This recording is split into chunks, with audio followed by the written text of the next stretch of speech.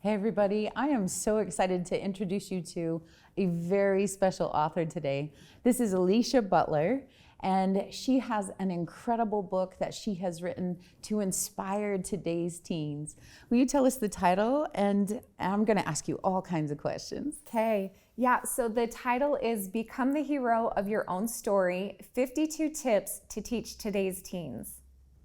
Wow, fantastic. So, Elysia, I know that you and I are both major fans of Joseph Campbell, and I didn't know about him until after I'd been writing for a long time and finding these incredible patterns. How did you come across Joseph Campbell? Well, I am a ninth grade English teacher, and I have been doing that for almost 14 years. And so part of the curriculum is teaching mythology, and so we go over the hero's journey.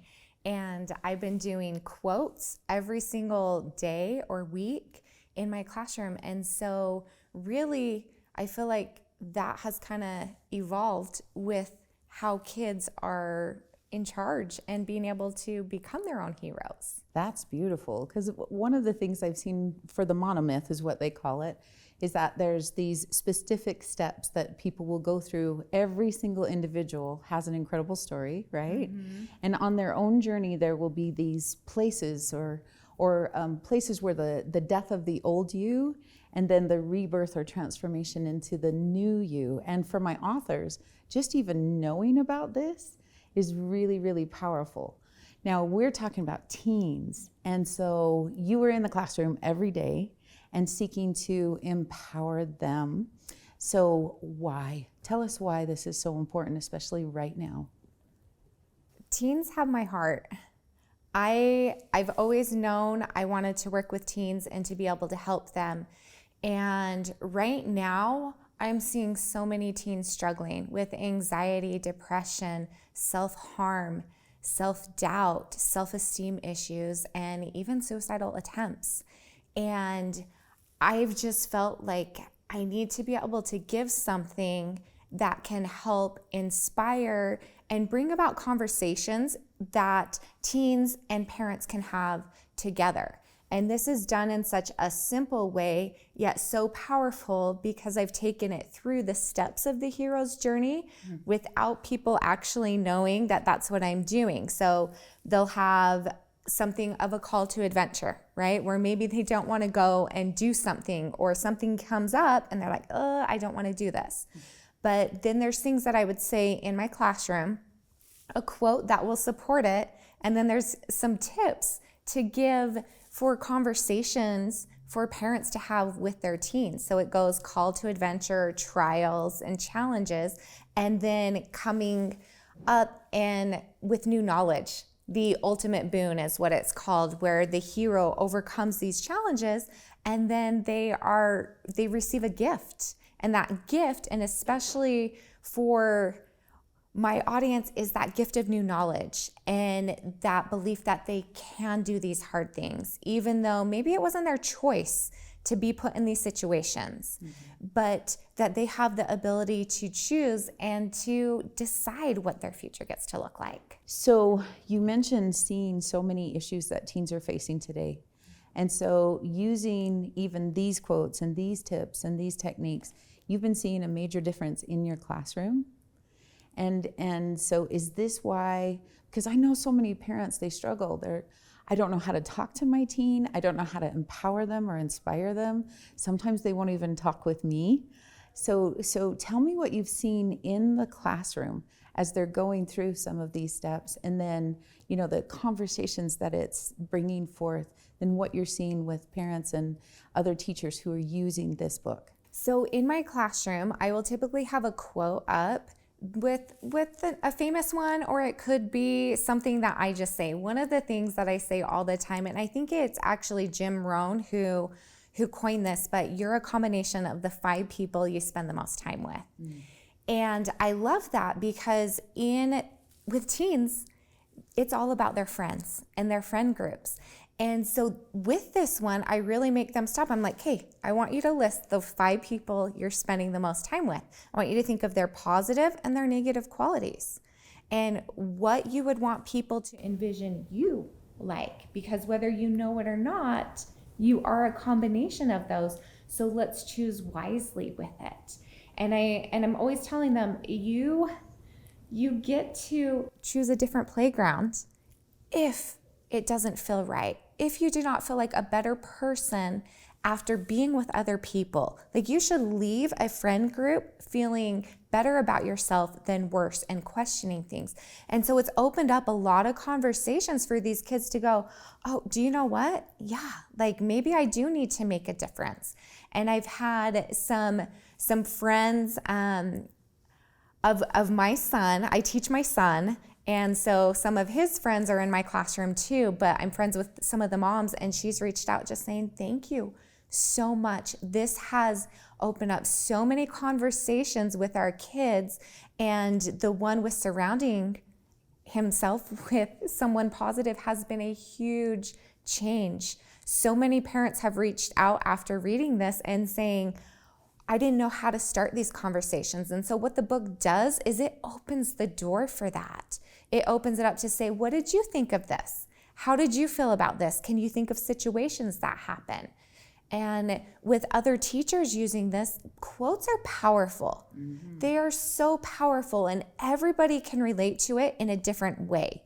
We all have different experiences, different perspectives, backgrounds that shape us into the version of ourselves right then, right? And the way that we see something so this allows for some paradigm shifts and to open up some perspectives or different way of seeing things. Yeah, because I can see that, kids often are so reactive. Mm-hmm. So someone said this, or this has happened, or I failed my test, and it's like boom, boom, boom.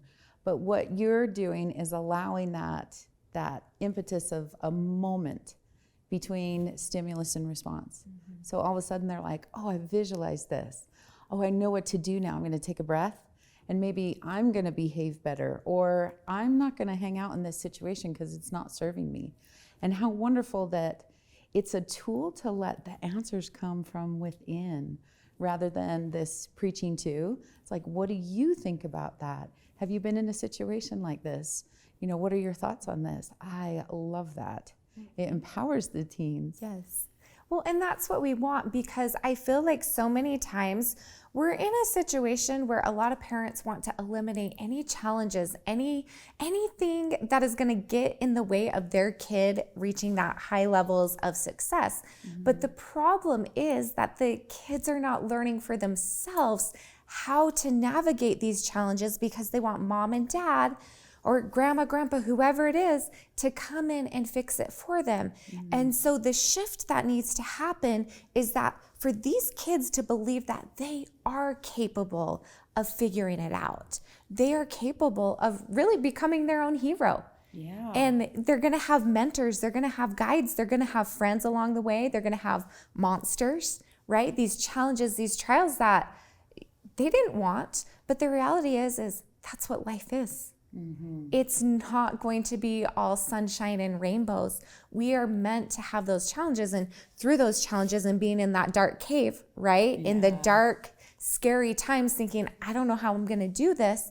That's when we learn those new things. That's when we find that inner strength. And those new skill sets to carry forward as an adult in life, instead of being someone that's crippled because everything has been done for us. Mm-hmm. Oh, that's fantastic. Yes. So as you're having these conversations in the classroom too, tell us about some of the situations that keep, someone will hear a quote or you'll discuss a quote, and then what is it like when a student comes back to you and says, do you remember when we did this particular quote, this thing happened at the mall or on the playground, or, and then they come back and talk to you? So, I'll talk to you about the affirmations, because in the book I talk about some affirmations and give them a list of some things that they can say. And affirmations is kind of a new word for these teens and the positive things that they do. And so one of the challenges I'm doing right now, and it's just fun to watch these kids. So I give high fives every day at the door. I've done it the last 6 years. These last few years, it's been air high fives. But they love it because a high five, it represents that I see you. Mm-hmm. You're not alone. And a high five means you're awesome. You're fabulous. Keep going, keep doing this. And so one of the challenges that I do is if you go give yourself a high five in the mirror, then I will give you a treat every single day. Wow. So they will literally go, oh, I forgot to give a high five. And they'll run to the bathroom, go give a high five, and they'll grab other friends to do this with them. So they're teaching themselves that, do you know what? I don't need someone else's approval to tell myself that I'm awesome. Right. And they can also have an impact of positivity Yes. on other kids, which is tremendous. Yes. And so they're learning that I am enough, I am worthy. And some of the ones that I say, I forgive myself for the mistakes that I've made, because a lot of these kids, they're so hard on themselves. Yeah.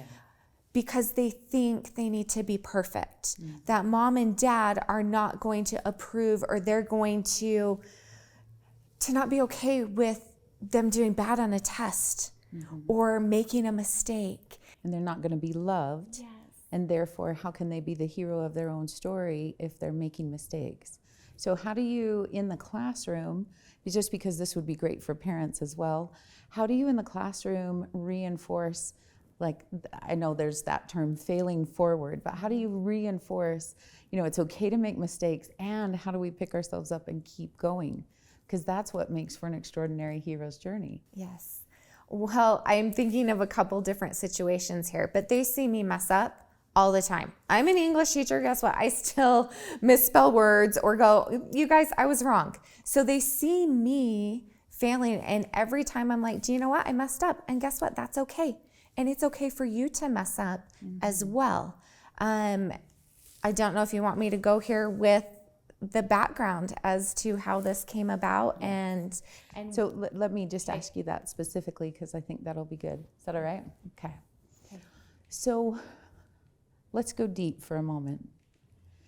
You obviously have the skill set in the classroom. You obviously love kids. You chose to be a teacher for a reason, and you continue to make such an incredible ripple with these kids. Why this book, and why now?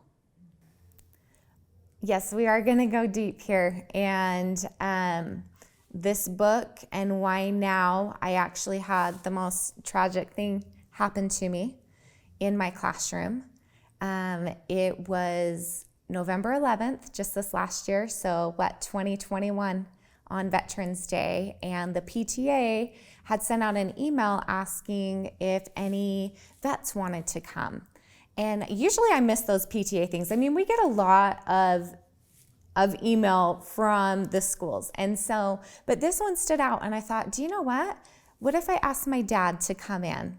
Because at my school, I'm teaching there, my sister-in-law is working there in the office, and then each of us have a 9th grader, and then she has a 7th grader there as well. And so I thought, this is not going to happen again. And so if I could have my dad come for this Veterans Day, it would be incredible. And so he had to think about it. He was in Vietnam, and I know a lot of those vets, they didn't come home to the most welcomed homecoming, right? It wasn't very warm. No, and he hid a lot of his PTSD for many, many years. And so he didn't talk to us a whole lot about that. One time he did when I first started teaching, so probably in like 2008, 2009, he came in and he talked about Vietnam and showed his Purple Heart and all of that. Oh, so you had your own dad even sharing his hero's journey when it came to the military. Yes. And serving.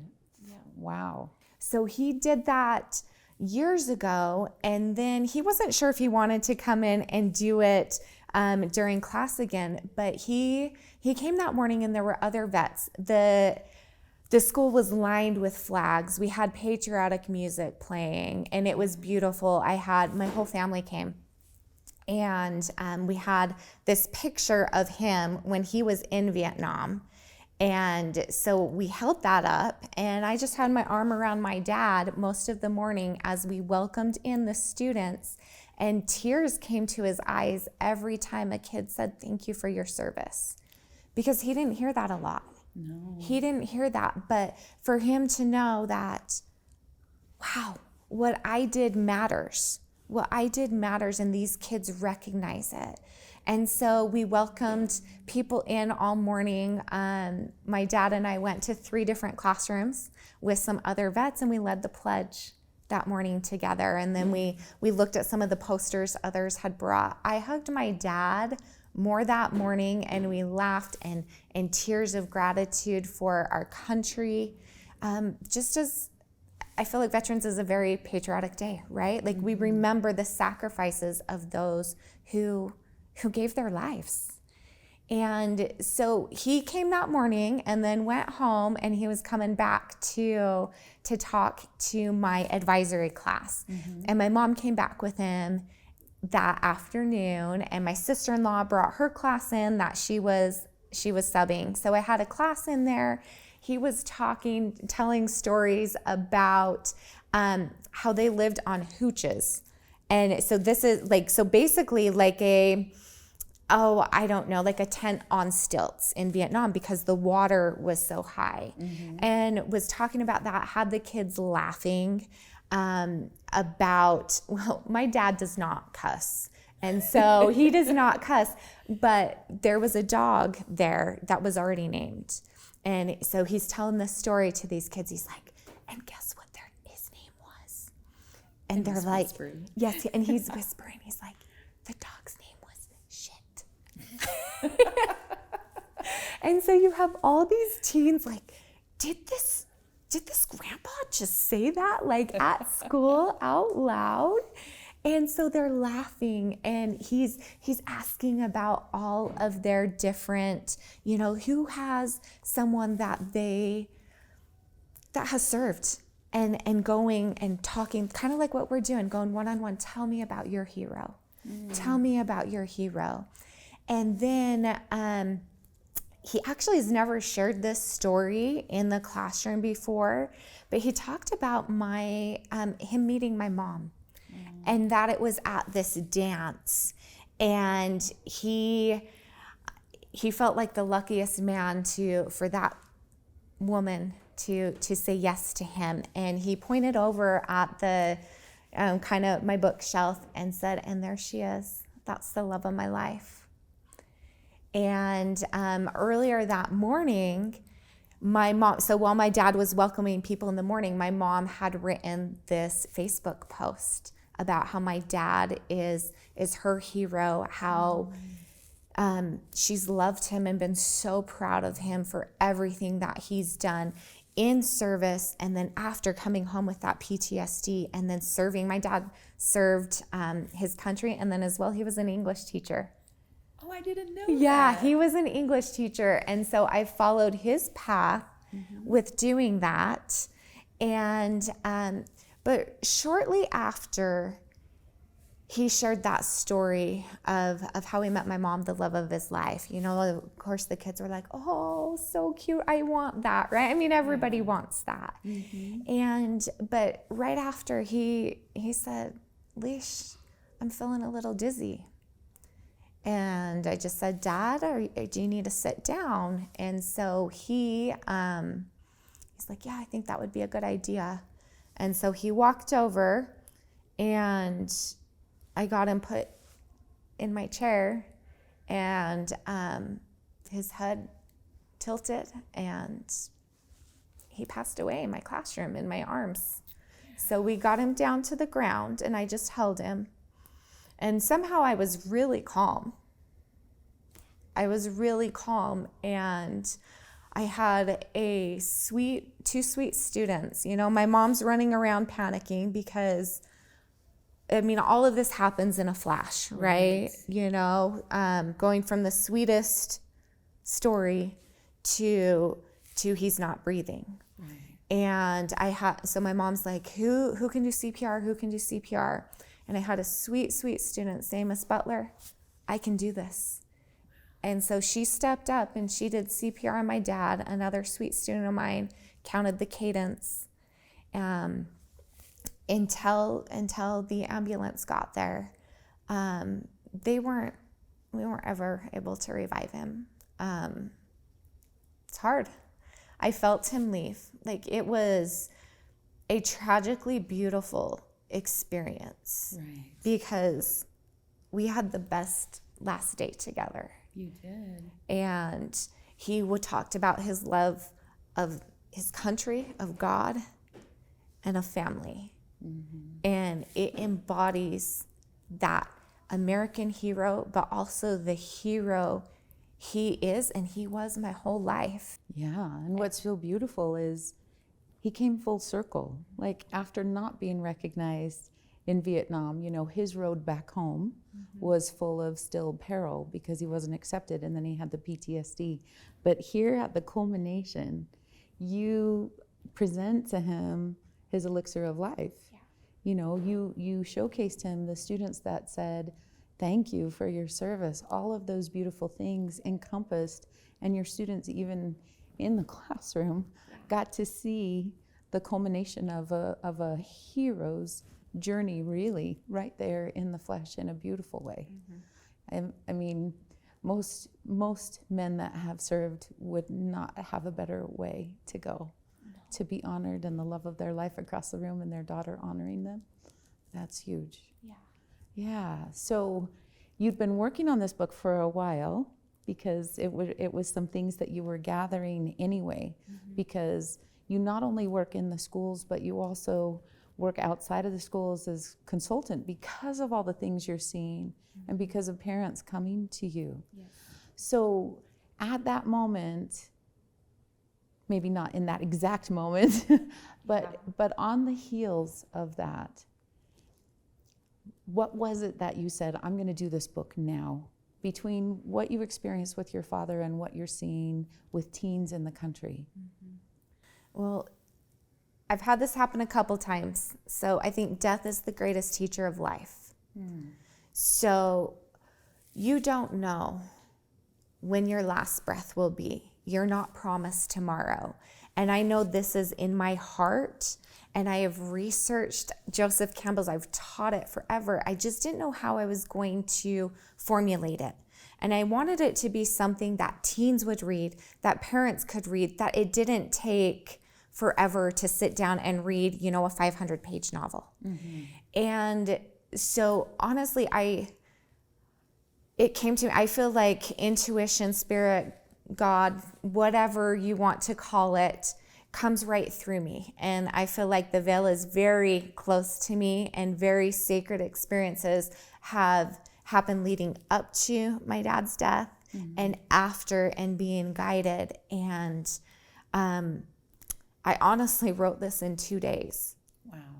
And it was a culmination of things and quotes that I've done, things I've said in the classroom, conversations that I've had with my own kids, with parents, with teens. And this is what I feel that every teenager deserves to hear this from someone who loves them.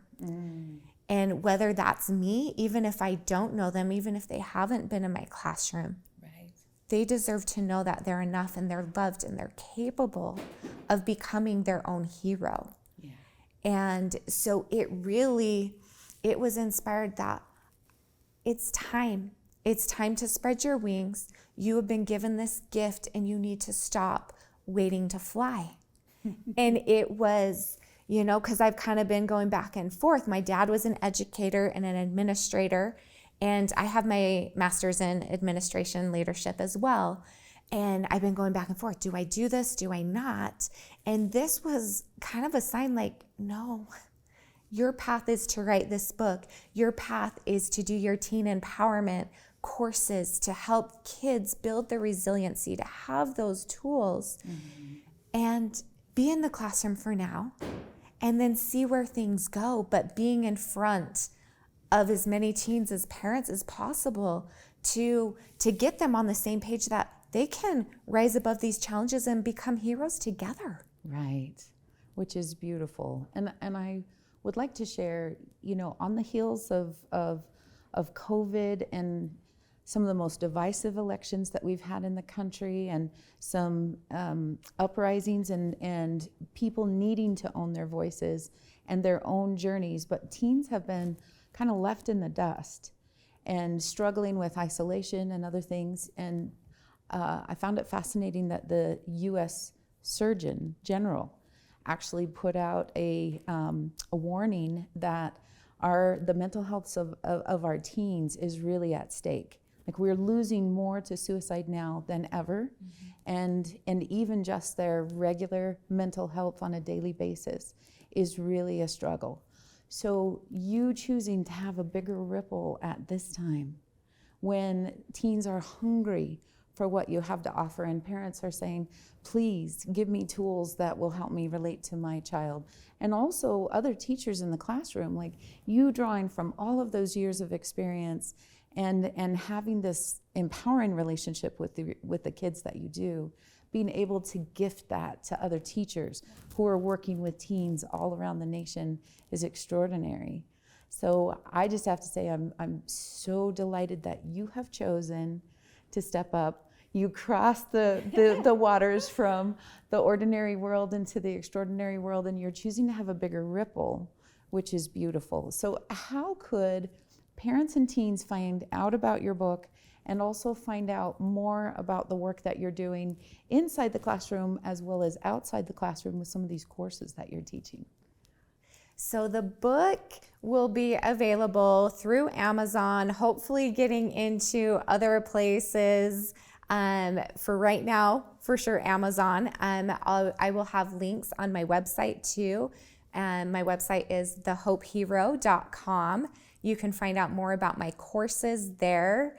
On Instagram, you can follow me at Rise with Elysia and at The Hope Hero.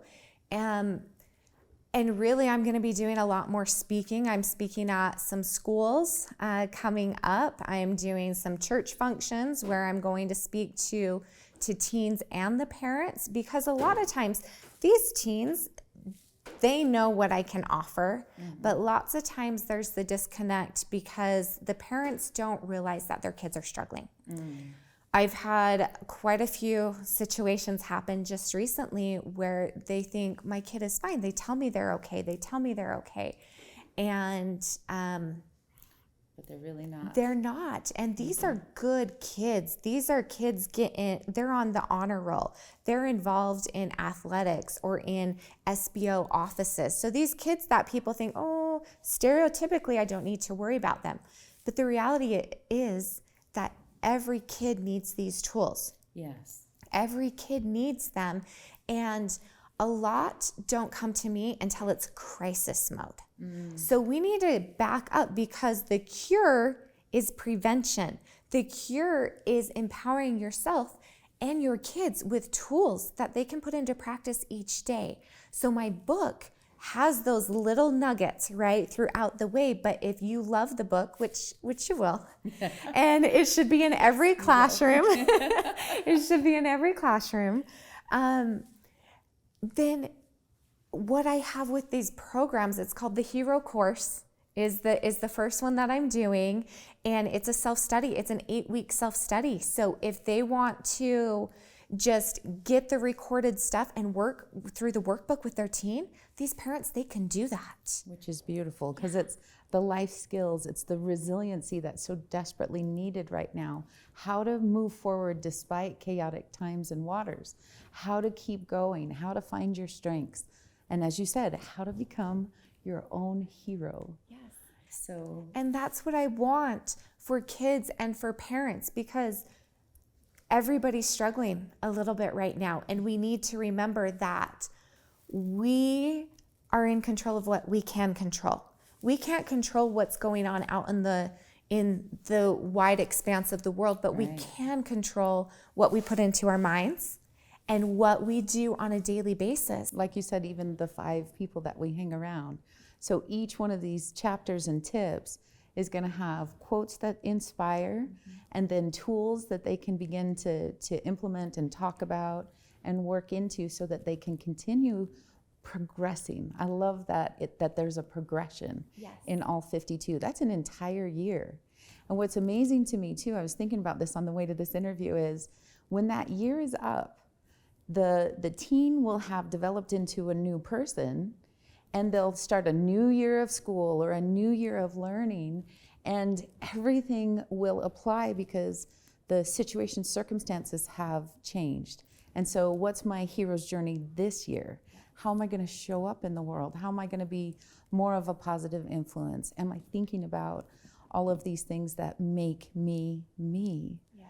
So that's extraordinary. And so year after year, because they're becoming a new hero, a new person, a new version after everything that they've been through, this is almost like a timeless thing where you can go back and you can go, okay, these helped me here, but now in this new situation, it's even more relevant. Right. I can even see it being a conversation around the table, the dinner table every night. Hey, we're going to read this. We're going to talk about this.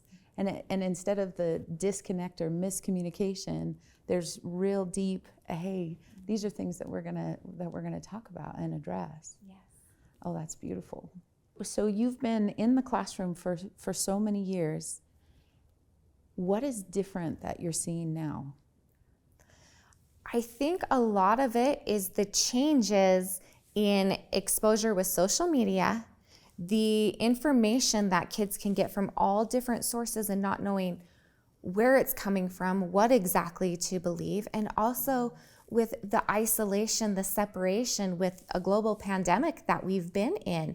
It's isolate, stay away. And so these kids are on their phones more, and they are also not hanging out with people. And we know that connections, real connections with people are what is going to help. It helps us to feel whole. And in the classroom, I have so many kids. More kids are struggling with anxiety and depression.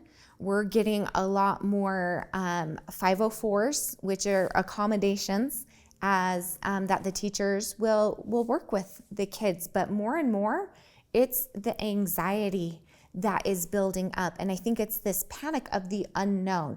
With so many changes and things being switched in an instant, the stability is lacking. And I have kids constantly, I'm having a panic attack. I need to go out. Just this year, I've had a lot of kids who are self-harming. I've had kids say, hey, I need to call in on the Safe app and get help. I say, are you okay? I send a friend with them. And my intuition is like, they're not okay. And so I went and followed them out. I had kids taking a test, but at the same point, that test is not more important than that child's life right there. And so when I found these students, I said, are you okay? And they said, no, I'm going to hurt myself. And I said, let's just sit down. So the three of us sat down and we cried together. I've had kids reach out to me saying, I'm not living up to my parents' expectations. And I don't know if I want to do this. I don't know where I want to go to college. I don't know if this path is right for me or not. And so my parents are going out of town and I'm planning on taking my life. Wow. So you keep getting these messages even from these good students who normally people wouldn't even take a second glance at in that respect, not thinking that there's any harm or worry about them. But this is the level of anxiety you're seeing across the board. Yeah. And because these kids have gotten so good at putting on masks, right? Oh, yes. We put on those masks to be this person for this group, then be this person for that group. And so they're not really sure who they are because they're pretending all the time. Yeah. And so they can pretend for their parents, right? They're pretending. And so having those real conversations and saying, are you okay? Are you hurting yourself? Addictions. We've got a lot of kids with addictions to pornography right now. And with a lot of the expectations, we've had other kids who said, I'd rather my parent not find out.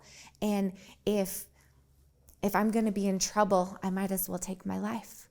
So they make a mistake and think there's no recovery. Right, that it's so black and white. Well, I've made a mistake, so I might as well just take my life without realizing the value of their own lives. And that's the work you do every day, is more than the math, the science, these teachings, is that underlying value. And that's what's so significant about your book, is that intrinsic internal value that a kid can see in themselves, and that it even, I think, will awaken in a parent those deeper qualities of their child, and also other teachers will be able to bring that out in the classroom as well. I have no doubt that that's what this can do. And from those who have read it, that's the exact feedback that I'm getting. Thank you for putting this into words. Thank you for making it a simple format that I can now engage with my kid and ask those questions that I wasn't quite sure how to ask before. What did the writing of this do? It helped me to work through the trauma that I've been through losing my dad, and going through that hero's journey of, okay, this challenge, this call to action that I didn't want, but now it's my reality.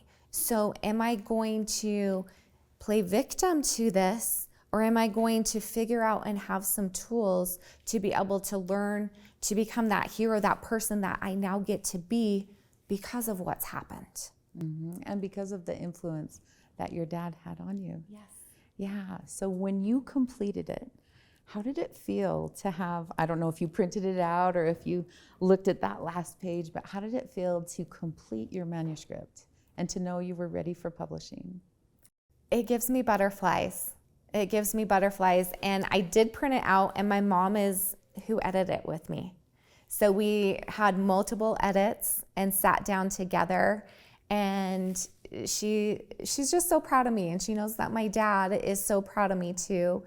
And being able to give this and to serve and to help those in need is really why I do what I do. I want to help those kids and those families and those parents. Yes, wonderful. And so she took 2 days to write it. But then, of course, there was the editing and the rewriting of it. And then, of course, there was the beta reader process where she got feedback from other people and made her final tweaks and then got it ready for publishing. Just because we don't want people to think, oh yeah, in 2 days. So she did the quality, you did the quality processes, for which I'm really grateful and proud of. Yes. And now you're getting ready to launch, which is so exciting. So yes, it'll be available on Amazon, and you're going to invite people to be a part of that big, beautiful launch. And then it will also be available in soft copy too, correct? And hard copy. So there will be a soft or a hard copy available. And I want the hard copy. Me too. I'm going to have lots of those. There will be one on my desk. Yes, beautiful. And so that will be available too. And then are you going to make this available also, like when you go into schools to do some of your keynote speaking, for the staff, for teachers that you're teaching as well? Are you going to have this available for them? Absolutely. Right? I mean, it is one of those things that needs to be available. And so that's what I plan on doing, is being able to get into more schools, to talk to administration, teachers, talk with those kids, and be able to offer them something that is going to change their life. Yes. Well, and from my heart to yours, I'm going to tell you something about this woman. Elysia is dynamic on stage. She's incredible around kids. They love her. And teachers also love her because they learn so much from her. So if you have a student who's in a school and you know your student is struggling, or you know the class is struggling, or you know that the administration doesn't know exactly how to handle this wave of anxiety that is hitting our nation, I invite you to reach out to Elysia, because she's ready. She has already risen from victim to victor in her own life in extraordinary ways. And she's using what she has learned, her own secret sauce, her own elixir of life, to actually go out into the nation. And she's prepared to speak and to teach and to serve, just like your dad, which is a beautiful thing. So get in touch with her, engage her, let her come and be the influence and the beautiful ripple that she will have for your students and for your own children. So thank you. Yeah, so before we go, please tell us if you would want anyone watching this video to know one thing, what would that be? And then also, what do you invite them to do in their own lives? And how can they reach out to you? So what I would tell you is that you are enough. You are capable of becoming the hero of your own story. And you can't change your destination overnight, but you can change your direction. And that starts with a decision, a choice that you want something different, something better than what is right now. And so I invite you to purchase this book. This book is a starting point. And if you love it, which I know you will, and I know it's going to impact these teens and these schools for the good, to be able to create a culture of kids who believe in themselves. And so doing that, and then my courses are incredible. It's going to create a community of teens who are empowering each other to know that they are enough. So there's, yes, the self-study, the Zoom, and one-on-one. So I invite you guys to head on over to thehopehero.com. Find me on Instagram at thehopehero, or at Rise with Elysia, and I guess we'll put how to spell that down below. It's spelled a little different, but I am so excited to share this with you, and I just thank you so much, Bridget, for believing in me and trusting that I am ready, and I do feel I am ready, and I'm so excited to be able to share this with everyone. And I'm so excited to see you just blast out into the world at a time when they need you most. Thank you for choosing to be a hero. Thank you.